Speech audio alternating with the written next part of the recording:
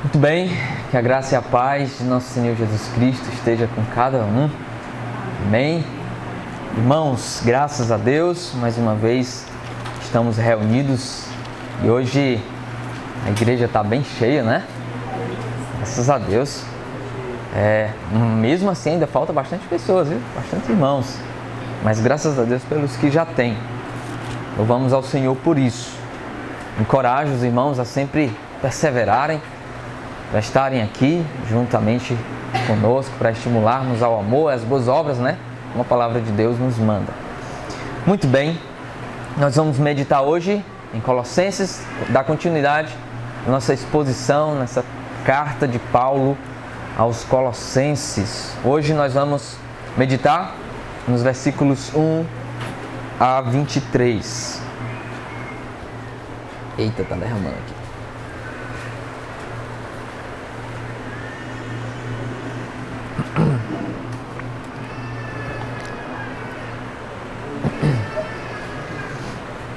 Eita, tive que tomar o copo todinho aqui porque tava rachado o copo. Ai, tá bom, água é bom, água é vida. Hã? Corta isso aqui, tá bom? Irmãos, a busca pela paz sempre foi uma grande ambição dos homens. A busca pela paz sempre foi uma grande ambição dos homens. Os homens sempre buscaram, sempre empreenderam com suas forças, com todo o seu vigor, buscar a paz para esse mundo caído. Nós temos, por exemplo, alguns nomes. Não sei se você conhece um tal de Mahatma Gandhi. Mahatma Gandhi foi um líder indiano que adotou uma filosofia da não violência, né? Em sua luta pela independência da Índia, do domínio britânico. E ele conseguiu, né? E ele conseguiu, em certa medida, essa paz. Nós temos também Martin Luther King, um grande líder também dos direitos nos Estados Unidos, né? Com relação à luta pela classe da igualdade social, manter a paz com relação às classes sociais. Temos Nelson Mandela também nessa mesma pegada de trazer a paz entre as classes sociais e tudo mais. O homem sempre buscou essa paz. O homem sempre lutou por paz. Homens se levantaram. Pela graça de Deus, em certa medida, a graça comum trouxe esses homens para, de alguma maneira, trazer uma certa paz para esse mundo. Mas existe uma paz que homem nenhum consegue. Existe uma paz que homem nenhum consegue. Essa paz é a paz com Deus. Homem nenhum homem conseguiu estabelecer a paz que realmente é necessária. A paz do homem com o Criador, com o seu Deus. Nenhum é capaz de estabelecer a paz, a não ser Jesus Cristo, o homem Deus. A não ser Jesus Cristo, o único homem que conseguiu estabelecer. Esse foi maior do que todos esses nomes conhecidos aqui. Jesus Cristo, porque ele não trouxe uma paz social, uma paz econômica, mas trouxe a paz do pecador perdido, inimigo de Deus, com o seu Deus. Gostaria então, irmãos, hoje de refletir sobre o tema da reconciliação que o apóstolo Paulo estabelece aqui em nosso texto de hoje, né? Texto que fica primeiro em Colossenses capítulo 1, versículo 21 ao 23. Vamos ler. O apóstolo Paulo diz: "E a vós outros também, que outrora ereis estranhos e inimigos no entendimento pelas vossas obras malignas. Agora, porém, vos reconciliou no corpo da sua carne, mediante a sua morte, para apresentar-vos perante ele, santos, inculpáveis e irrepreensíveis, se é que permaneceis na fé, alicerçados e firmes, não vos deixando afastar da esperança do evangelho que ouvistes e que foi pregada a toda criatura debaixo do céu, e do qual eu, Paulo, me tornei ministro." Irmãos, eu acredito que precisamos, antes de adentrarmos aqui nesse texto, nós precisamos retornar por um breve momento ao versículo 20, para podermos compreender melhor os versículos que se seguem. Versículo 20 diz: "E que, havendo feito a paz pelo sangue da sua cruz, por meio dele reconciliasse consigo mesmo todas as coisas, quer nos céus, quer na terra, quer nos céus. O que esse texto está nos dizendo, no versículo 20, só uma recapitulação, porque nós já falamos dele, é que o plano de Deus é trazer a paz para esse mundo caído, para o universo caído e manchado pelo pecado.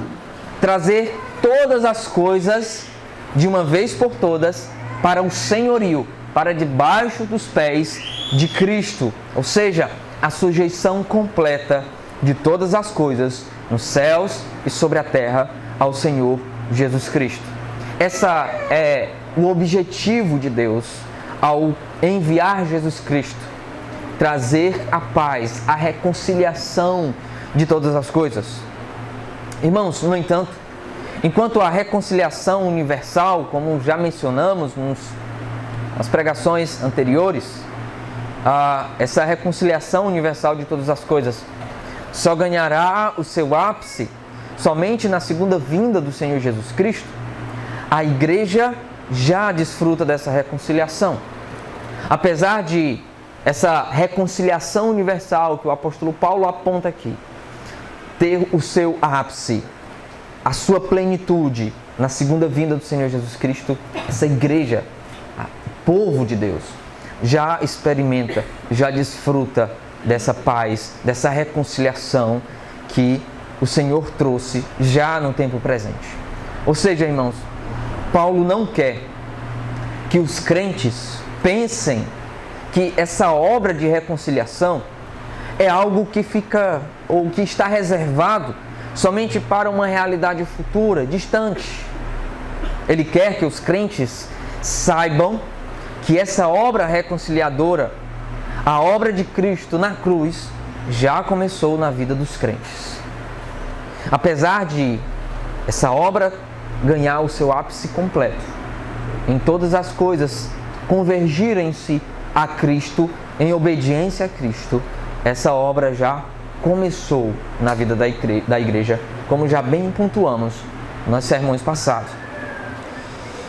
E o apóstolo Paulo, irmãos, para trazer essa verdade à mente dos irmãos, à mente dos crentes de Colossos, ele usa um artifício literário interessante que ele normalmente usa nos seus escritos, que é o contraste entre o antes e o agora, entre a vida passada, a vida velha, a vida de morte e a nova vida em Cristo. Ele usa esse contraste aqui, então, para trazer essa realidade, para trazer na mente dos crentes que a reconciliação já acontece, já aconteceu e está acontecendo na vida dos que já creem no Senhor Jesus Cristo. O que Paulo quer passar, então, quando ele usa esse artifício aqui de contraste? Irmãos, Paulo quer trazer na mente dos crentes uma repulsa pelo seu passado rebelde, imundo e obstinado, inimigo, e trazê-los então à realidade do que eles são agora em Cristo. Então Paulo, ao apresentar, olha, antes vocês eram assim, vocês eram inimigo de Deus, agora vocês são assim. Agora em Cristo vocês vivem em novidade de vida, vocês experimentam agora a reconciliação, vocês experimentam agora uma nova realidade na vida de vocês. Pensem nisso, olhando para trás e repudiando tudo aquilo que vocês experimentaram no passado, para que vocês nem pensem mais em voltar a essas práticas que o apóstolo Paulo, por exemplo, menciona no capítulo 3, a partir do versículo 5, obras das trevas, obras da carne. Paulo quer trazer então à mente dos crentes, ao colocar esse contraste, essa ideia de repulsa, de nojo, de rejeição da vida passada, do que éramos antes. Então, se aqueles irmãos estivessem, de alguma maneira, querendo voltar para alguma prática do passado, eles estavam caindo em um grande erro. Eles estavam querendo voltar à lama do seu pecado. Porcos foram transformados em ovelhas. E essas ovelhas não podem voltar e viver mais como porcos. E para compreendermos essa grandiosa obra, Paulo nos apresenta Em primeiro lugar, a razão da reconciliação. Em segundo lugar, o meio da reconciliação. Em terceiro lugar, o propósito da reconciliação. E algo interessante que ele acrescenta no versículo 23, a condição para se obter as bênçãos, para que possamos desfrutar das bênçãos que a reconciliação traz. Então vejamos em primeiro lugar a razão da reconciliação. Por que nós fomos reconciliados? Versículo 21 diz: E a vós outros também que outrora erais estranhos. A razão é porque estávamos separados de Deus. Não pode haver reconciliação. Não pode haver as pazes se não houver inimizade. Esse estado de estranheza que o apóstolo Paulo coloca aqui, vocês antes eram estranhos. O que Paulo se refere aqui é a inimizade que o pecador tem para com o seu Criador. Essa inimizade não diz respeito à ignorância ou à inocência do pecador. O pecador não era inimigo porque ele era inocente ou porque ele era ignorante de quem Deus é. O pecador não é desculpável. O pecador não está em um estado de alienação a Deus porque ele é inocente ou involuntário. Ele se encontra em rebelião, em uma condição de obstinação. O apóstolo Paulo diz em Romanos capítulo 1, versículo 18 ao versículo 20, depois você pode olhar, nós não vamos passar, para não passarmos muito tempo, capítulo 1, versículo 18 até o versículo 20, ele apresenta a condição do homem e que essa condição é uma condição de indesculpável, porque o que de Deus se pode conhecer é percebido entre as coisas. A divindade, os seus atributos são percebidas nas coisas que foram criadas, por isso eles são indesculpáveis. O apóstolo Paulo também explica um pouco mais essa condição de alienação em Efésios, na carta gêmea dessa carta aqui. Efésios capítulo 2. Efésios capítulo 2, essa daqui eu gostaria que nós olhássemos. Versículo 12 diz assim, capítulo 2, Efésios, versículo 12: Naquele tempo estáveis sem Cristo, separados da comunidade de Israel e estranhos às alianças da promessa, não tendo esperança e sem Deus no mundo. Essa era a condição daqueles que andavam em rebelião e andam ainda em rebelião com Deus. O capítulo 4, versículo 18, esclarece um pouco mais como é que é essa ideia de rebelião contra Deus ou de inimizade contra Deus. Versículo 18 diz assim, versículo 17 diz assim: Isto, portanto, no capítulo 4, digo e no Senhor testifico, que não mais andeis como também andam os gentios, não na vaidade dos seus próprios pensamentos, obscurecidos de entendimento, alheios à vida de Deus por causa da ignorância em que vivem pela dureza do seu coração. Essa ignorância aqui não é a ignorância por inocência, certo? É por obstinação. Versículo 19, os quais, tendo se tornado insensíveis, se entregaram à dissolução, para com toda a avidez cometerem toda sorte de impureza. Então essa é a condição do pecador sem Deus. Uma condição espiritual deplorável. Inimigo, em inimizade, em incompatibilidade com a vida de Deus. Irmãos, essa alienação ou essa alienação a Deus se dá pelo fato de que o pecador, em seu estado de perdição, está em total rebelião e uma rebelião ostensiva. Uma rebelião que não se esconde, é uma rebelião descarada diante de Deus.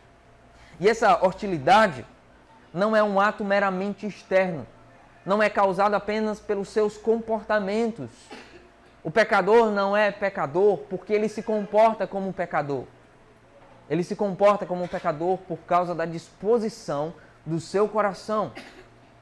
O pecador, ou o comportamento do pecador, o pecador age pecando por causa do que está no seu coração, na sua mente. Veja o que o apóstolo Paulo diz Versículo 21 ainda. E a vós outros também, que outrora erais estranhos ou inimigos, estavam à parte de Deus, alheios à vida de Deus, e ele acrescenta, e inimigos no entendimento pelas vossas obras malignas. Ou seja, irmãos, o pecador, para ser inimigo de Deus, não precisa ser um estuprador, um assassino, um Hitler. Ele precisa apenas odiar a Deus no seu coração. A palavra de Deus diz que aquele que não conhece a Deus ou que nega a existência de Deus, nega no seu coração, não necessariamente em seus comportamentos, em seus atos. É claro que os comportamentos revelarão aquilo que está no coração, na mente, a sua alienação mental. Paulo explica essa alienação a Deus. Paulo quer deixar claro que essa alienação a Deus, ela não está apenas no campo comportamental, mas ela envolve o campo da intelectualidade, da cognição, que é a vontade e os desejos do coração. Ou seja, Calvino tenta deixar um pouquinho mais claro isso. Ele diz o seguinte, Calvino, essa linguagem de inimizade no entendimento que Paulo se refere aqui, é como se dissesse que o pecador é totalmente, na sua totalidade, no seu sistema mental, alienado de Deus. Para que ninguém pense que o homem é inimigo apenas em parte. Essa ideia de que o pecador ele é inimigo de Deus no seu entendimento, coloca o pecador numa depravação total, numa situação de total alienação a Deus, e não em parte. Ou seja, todo o homem, todo o ser do homem está corrompido pelo pecado. O que Paulo quer deixar claro para nós é que a alienação envolve todo o ser do homem. Porque essa inimizade está alojada na mente do pecador. E que, portanto, não há nenhuma área no ser do homem que não seja inimiga de Deus. O homem perdido, eu me refiro. A sua mente, a nossa mente é o painel de controle de todo o nosso ser. E, portanto, todo o nosso ser está desprovido dessa paz com Deus. Todo o ser do homem está desprovido dessa paz e que, portanto, vivem em alienação total, completa.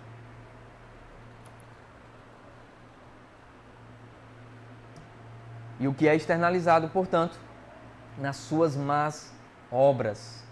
Os frutos são tão somente causa de uma mente completamente hostil a Deus. O homem age como ele age por causa da sua hostilidade no seu coração, na sua mente. Paulo fala dessa condição em Romanos capítulo 8, versículo 7 ao versículo 8.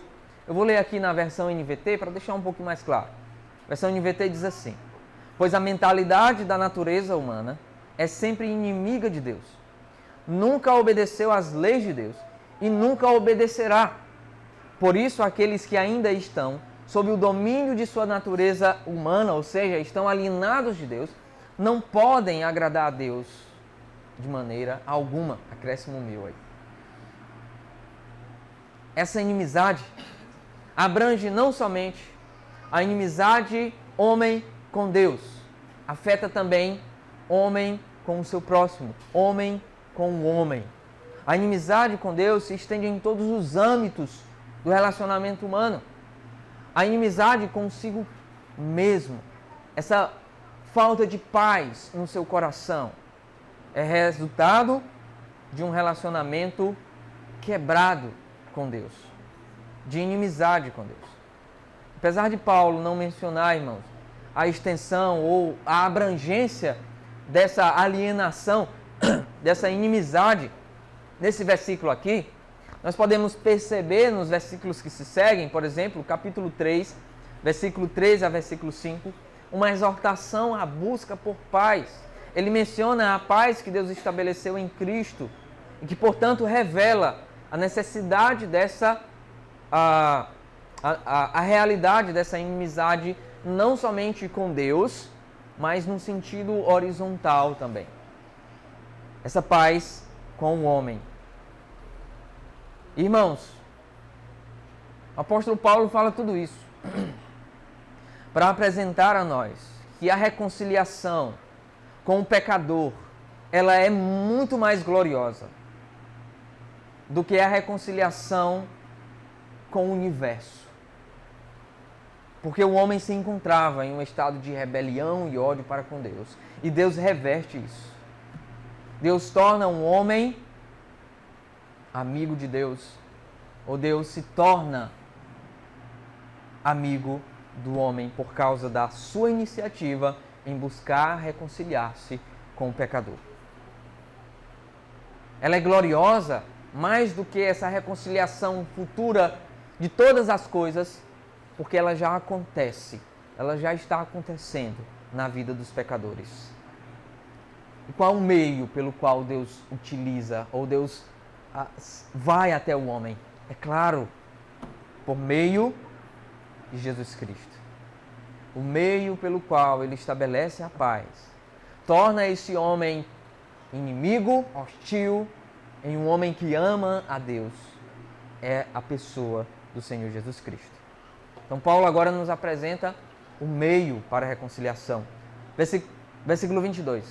Agora, porém, depois de falar da situação que estávamos, que vivíamos, agora, porém, vos reconciliou no corpo da sua carne, mediante a sua morte. Aqui no versículo 22, Paulo estabelece então o contraste do passado deplorável do homem em inimizade com Deus e o seu estado de paz com Deus. Ele diz, agora, porém, estabelecendo então a anulação do estado de alienação que o homem tinha com Deus e colocando-o em um estado de paz, inimizade e amor com esse Deus que procurou a reconciliação. Essa é a paz que o mundo realmente precisa e que homem nenhum consegue estabelecer. Nem aqueles grandes homens, nem um grande estadista consegue estabelecer essa paz. Porque somente Cristo é quem consegue. Porque o conflito do homem não está nos seus comportamentos, mas na sua mente, no seu coração. E somente Cristo quebra a barreira de separação entre o homem e o pecador. Essa é a paz que somente Jesus Cristo traz. Paulo nos diz aqui que essa paz só é possível por meio do corpo da carne mediante a sua morte. O que Paulo quer dizer com isso? Eu acredito que Paulo ele diz corpo da carne, porque se você olhar nos versículos anteriores, ele fala do corpo de Cristo, mas não como o corpo de carne de Cristo, mas como a igreja. Eu acredito que ele coloca essa diferença corpo de carne aqui para podermos diferenciar. Esse corpo de carne aqui não é o corpo, a igreja, mas é o corpo de Cristo, o corpo físico, a humanidade de Deus, o Deus homem. O que Paulo está querendo dizer, e também dando um soco no estômago das heresias gnósticas que negavam a suficiência de Cristo, é que Cristo sofreu na carne, em seu corpo físico, porque era necessário, irmãos, que o Filho de Deus se tornasse homem e se fizesse participante da nossa carne, da nossa humanidade, e assim ser o nosso perfeito substituto, para que pudéssemos então desfrutar dessa paz verdadeira. Cristo morreu na carne. Deus morreu na carne. Deus Filho. Irmãos, certamente Paulo, com essa afirmação, quer combater qualquer ideia de que um relacionamento verdadeiro com Deus, de que uma religação com Deus, de que a verdadeira religião, que significa religar-se com Deus, Paulo quer estabelecer aqui, ou combater qualquer ideia de um relacionamento verdadeiro com Deus, possa ser alcançado de outra forma, a não ser por meio do corpo físico de Cristo. Qualquer ideia que é passado, que é ensinado, que não tem Cristo como o elo entre Deus e o homem, é heresia, é erro e precisa ser combatido. O que Paulo deixa claro é que não foi um espírito que morreu, como posteriormente o gnosticismo apresentava isso. Não foi um anjo, mesmo que superior, que morreu, mas o Filho amado de Deus. O Filho amado de Deus. O único Filho, especial, singular em sua essência, igual ao Pai, amado eternamente, gerado eternamente, o primogênito de todas as coisas. Esse Filho amado foi o que morreu com o seu corpo físico, sofrendo e padecendo no lugar de pecadores, e não de espíritos, mas de pecadores que estavam com o pecado no seu corpo, na sua carne, para que os inimigos pudessem receber o perdão de seus pecados, para que os que viviam alheios à vida de Deus pudessem desfrutar dessa paz. Essa é a notícia gloriosa do Evangelho, irmãos. Essa é a maravilhosa notícia que nos foi transmitida e que nós cremos. É a fé nessa grandiosa obra que esse muro de inimizade com Deus é quebrado. A hostilidade, o ódio do pecador para com Deus se transformando em um verdadeiro relacionamento de amor. Não só sendo amiguinhos, mas tendo um relacionamento de amor. Não existe nada, irmãos, que façamos que possa substituir essa grandiosa obra feita na pessoa, na carne, no corpo de nosso Senhor Jesus Cristo. Se você tem buscado a paz com Deus em outros lugares, a não ser em Cristo, você não o encontrará. Você vai viver em conflitos com você, com o seu próximo, com Deus. Porque você não busca a reconciliação com Deus por meio do único que pode nos reconciliar.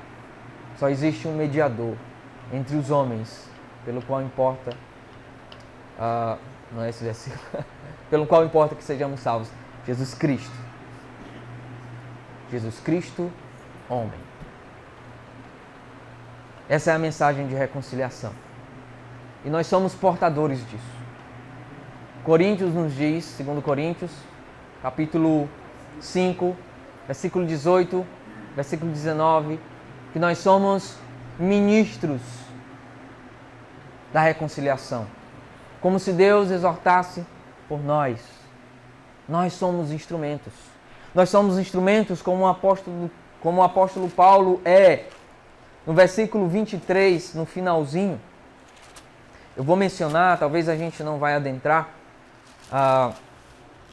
nesse aspecto que o apóstolo Paulo destaca aqui no versículo 23, no final do capítulo 23, porque nós vamos falar sobre isso no próximo. Mas ele diz, Evangelho, o qual foi pregado a toda criatura debaixo do céu, e do qual eu, Paulo, me tornei ministro. Nós, como Paulo, somos ministros, instrumentos de Deus, para que haja essa reconciliação entre os homens e Deus. Nós não somos os meios, nós somos os instrumentos usados para apresentar o meio pelo qual o pecador é reconciliado com Deus, Jesus Cristo. Então não cesse de falar dessa gloriosa mensagem. Não canse.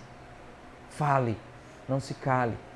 Nós somos ministros, nós somos dispenseiros dessa grandiosa mensagem que é a reconciliação. Ele continua e diz, fala do propósito. Ele diz, para apresentar-vos perante eles santos, inculpáveis e irrepreensíveis. Eu prometo que eu vou ser um pouco mais rápido agora. Irmãos, Paulo quer dizer que aqueles que colocam a sua fé em Cristo são purificados de seus pecados. O propósito da reconciliação é nos apresentar diante de Deus perfeitos, tornando-nos santos, inculpáveis, aos olhos de Deus. Ou seja, aqueles que creem em Cristo não sofrerão mais nenhuma condenação.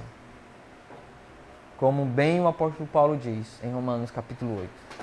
Irmãos, a substituição do pecador por Cristo não só proporcionou a paz com Deus, mas garantiu que nenhum dos que Deus deu ao Filho se perderão. Se antes éramos alheios à vida de Deus, agora, por causa dessa obra maravilhosa, reconciliadora, nós somos participantes da vida de Deus. Nós somos participantes, como Pedro diz, da natureza de Deus. Desfrutamos, portanto, da vida de santidade que há em Deus. Irmãos, Paulo usa esses três adjetivos, santos, inculpáveis, irrepreensíveis, para falar da nossa justificação. Ou seja, a palavra talvez que resumiria, e certamente é essa, que resume santos, inculpáveis e irrepreensíveis, é justificação. Romanos capítulo 5, versículo 1 diz, justificados, pois, mediante a fé, temos paz com Deus. A justificação é o resumo de santos, inculpáveis e irrepreensíveis. Ou seja, nós somos justificados diante de Deus. Por causa dessa grandiosa obra, não somos mais vistos por Deus como realmente nós somos. Deus olha para nós e não vê mais a nossa impureza. Deus olha para nós e vê a justiça de Cristo imputada em nosso coração. Cristo nos vestiu de justiça. A inimizade, a hostilidade é revestida agora de justiça, de bondade, de santidade, de justificação. Porque Cristo fez isso por nós. Cristo imputou em nós, colocou em nós a sua justiça.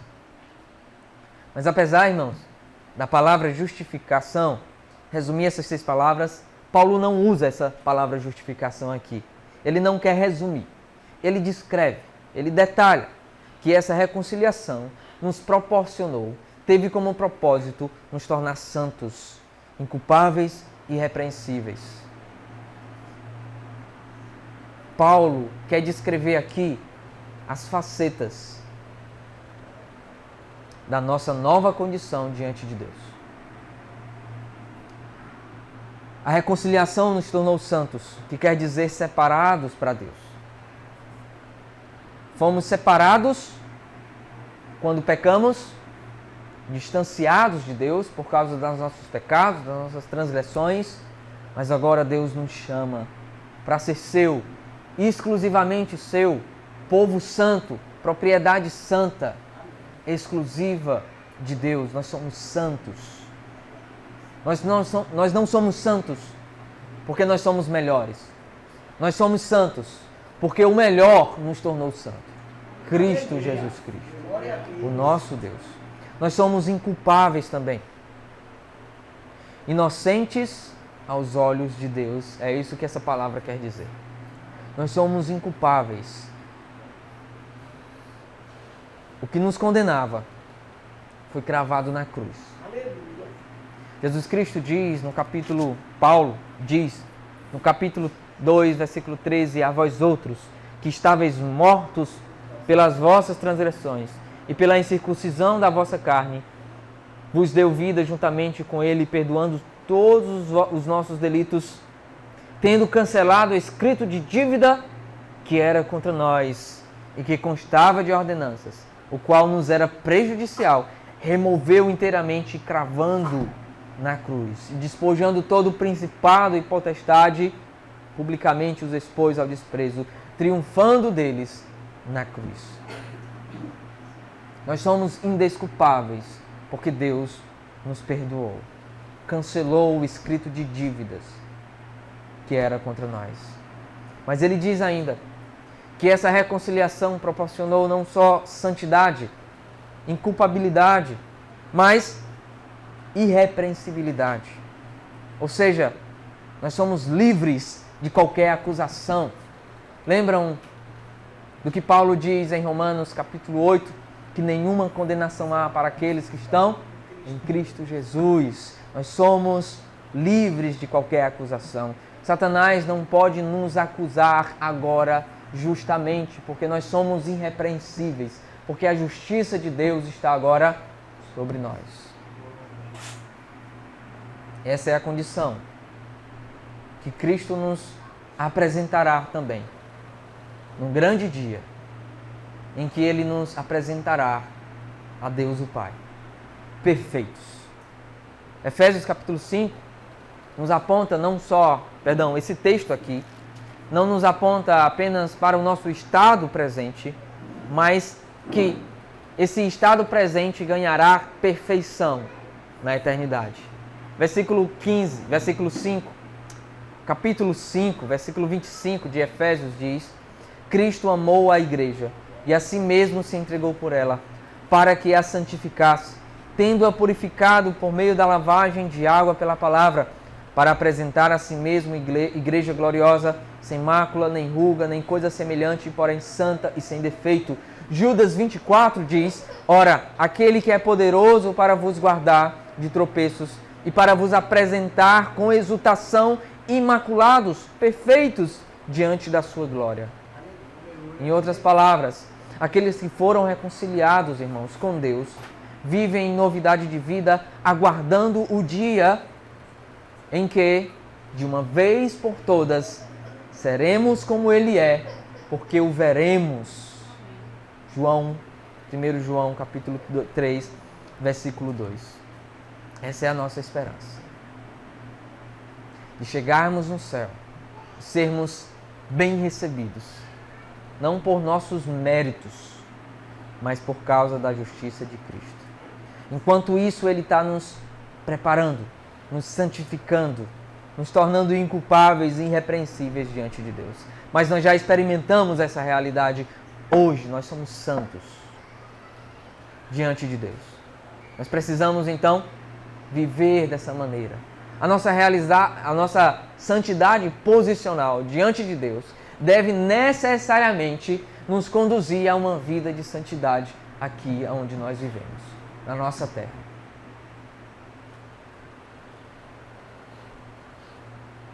Você pode dizer hoje que você é santo, que você é indesculpável, que você é inculpável, que você é irrepreensível diante de Deus? Você pode dizer isso? Você pode ter certeza de que isso daqui é uma realidade na sua vida? Nós podemos sim, porque Cristo nos reconciliou. E nós podemos ter certeza de que essa realidade é uma realidade na nossa vida. Nós somos santos, inculpáveis e irrepreensíveis. Mas o apóstolo Paulo nos apresenta também uma condição. Versículo 23 diz assim: se é que permaneceis na... Nós vamos pegar só a parte A, tá bom? Do versículo 23. Se é que permaneceis na fé, alicerçados e firmes. Irmãos, a esperança de um fim glorioso é o propósito da grande obra de Cristo na cruz. O propósito de Cristo é nos apresentar. Isso aponta para a garantia de que Ele vai nos apresentar santos, inculpáveis e irrepreensíveis diante de Deus. Ele vai nos apresentar isso, então isso é garantia. No entanto, Paulo parece nos apresentar aqui uma condição para que isso se torne possível. Ele diz: se é que permaneceis na fé. Irmãos, alguém disse que a preservação divina, a preservação do cristão, pressupõe a perseverança do homem. Nós cremos na perseverança dos santos. Nós cremos na preservação de Deus, do pecador. Mas precisamos crer também que essa preservação divina pressupõe a perseverança dos santos. Ou seja, Deus garantiu a nossa salvação. Nós não perderemos ela, certo? Nós não perderemos a nossa salvação. Jesus diz que nenhum daqueles que o Pai o deu se perderão. Nenhum.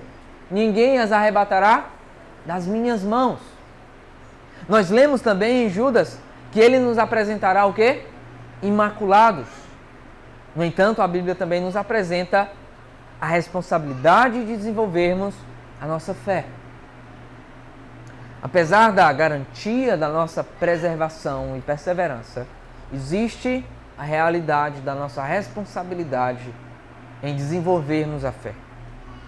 Ou seja, irmãos, o mesmo Paulo que diz em Filipenses capítulo 1, versículo 6, estou plenamente certo de que aquele que começou boa obra em vós há de completá-la até o dia de Cristo Jesus, é o mesmo que diz no mesmo livro, no capítulo 2, versículo 12, desenvolvei a vossa salvação com temor e tremor.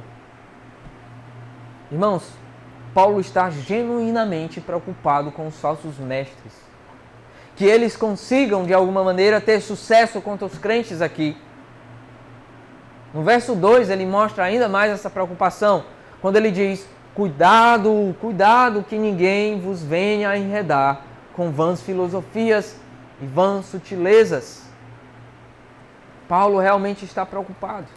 O que aprendemos aqui, então, é que as advertências nas Escrituras que são nos dadas são o meio pelo qual Deus nos usa para preservar a nossa fé. A nossa responsabilidade é a soberania de Deus. Andam juntas, nós já aprendemos isso. Já aprendemos que a soberania de Deus não anula a nossa responsabilidade de desenvolvermos a nossa fé. Deus garantiu a nossa salvação, não perderemos, mas a perseverança, Ele também incluiu a nossa responsabilidade. Nós perseveramos também. Deus nos preserva, nós também perseveramos. De que maneira iremos permanecer firmes então? O apóstolo Paulo diz: alicerçados e firmes. Paulo usa então aqui a figura de construção civil, construção de casa, de edifícios. Ou seja, irmãos, os crentes devem permanecer firmados como um prédio bem construído permanece firme. O crente precisa permanecer tão bem firmado quanto um prédio bem construído permanece firme. Mas em que terreno nós devemos firmar, então? Em que terreno nós devemos firmar, alicerçar, fundamentar a nossa fé? O apóstolo Paulo continua e diz: não vos deixando afastar da esperança do Evangelho, o solo ao qual as bases dos crentes de Colossos e nossas deveriam estar firmadas são nos alicerces do Evangelho, do nosso Senhor Jesus Cristo. A permanência na verdade do Evangelho é que iria garantir a firmeza e certeza de que um dia eles seriam apresentados perfeitos em Cristo. A nossa permanência na fé, alicerçados e firmes. Mas não permaneceremos por nossas próprias forças. Nós aprendemos no capítulo 1, nos versículos anteriores, que Deus nos fortalece. Versículo 11 do capítulo 1. Sendo fortalecidos com todo o poder, segundo a força da sua glória, em toda perseverança e longanimidade. Mesmo que haja a nossa responsabilidade, é Deus quem efetua em nós tanto o querer como o realizar. Que graça, irmãos! Deus nos manda o que nós devemos fazer e ainda nos concede a capacidade para realizarmos. Agostinho diz: Senhor, me manda, ordenas o que queres e me permitas fazer aquilo que o Senhor quer que nós façamos. Não é bem assim não, diferencia aí, né? Mas eu tentei parafrasear aqui. Mas a ideia é que nós precisamos permanecer. E a permanência na fé é por meio das advertências que as Escrituras nos apresentam aqui. A permanência na verdade do Evangelho, então, garantiria essa firmeza, essa certeza de que Deus, Cristo, nos apresentará a Deus, perfeitos em Cristo. Jesus Cristo alertou também os discípulos. Ele usou essa linguagem de alerta, de exortação para os seus discípulos. Em João capítulo 8, versículo 31, o Senhor Jesus Cristo diz aos judeus que haviam crido nele, seus discípulos: se vós permanecerdes na minha palavra, sois verdadeiramente os meus discípulos. Como saberemos que somos verdadeiramente discípulos de Cristo? Como saberemos se realmente seremos apresentados perfeitos diante de Deus? Se permanecermos firmes, alicerçados no Evangelho, na palavra de Cristo. Não deixe, portanto, que as fascinações do mundo, que os prazeres da antiga vida lhe tentem trazê-la para o passado. Permaneça firme, irmão. Não dê ouvido a qualquer ensino. Seja criterioso. Não ouça. Nós temos tantas vozes no mundo. Mas permaneça firme no Evangelho. Deixa eu falar com você agora que não creu em Cristo. Você está em inimizade com Deus. Você está em inimizade ferrenha. Você é inimigo. Talvez você não pratique obras horrendas de inimizade com Deus. Mas o problema não é o seu comportamento. É o seu coração distante de Deus. Arrependa-se e creia na morte física de Jesus Cristo. Creia que Jesus Cristo morreu por você, substituiu você, e que por ser perfeitamente homem, pôde ser capaz de substituir você. E que por ser perfeitamente Deus, pôde ser capaz de satisfazer completamente a justiça de Deus no seu lugar. E que, portanto, a justiça dele está imputada no seu coração. Creia nessa verdade e permaneça firme nessa verdade. Irmãos, permaneçamos e nos alegremos na verdade de que nós éramos outrora inimigos de Deus, mas agora somos reconciliados e podemos viver em novidade de vida. Que essa realidade espiritual, que essa realidade que ganhará o seu ápice na eternidade, possa mudar a forma como você vive para Deus aqui no tempo presente. Amém? Vamos orar. Amado Deus, nós te louvamos por tão grandiosa obra. Nós não merecemos. Nós éramos teus inimigos, não por ignorância inocente, mas porque realmente odiávamos o Senhor. Muito obrigado porque não tínhamos força para buscá-lo. Mas o Senhor tomou a iniciativa de nos trazer. Muito obrigado pelo teu Filho Jesus Cristo, que é o elo da nossa paz com o Senhor. Muito obrigado por essa maravilhosa graça. Em nome do teu Filho Jesus Cristo, a quem nós tanto amamos. Amém. Amém. Muito bem, muito obrigado pela sua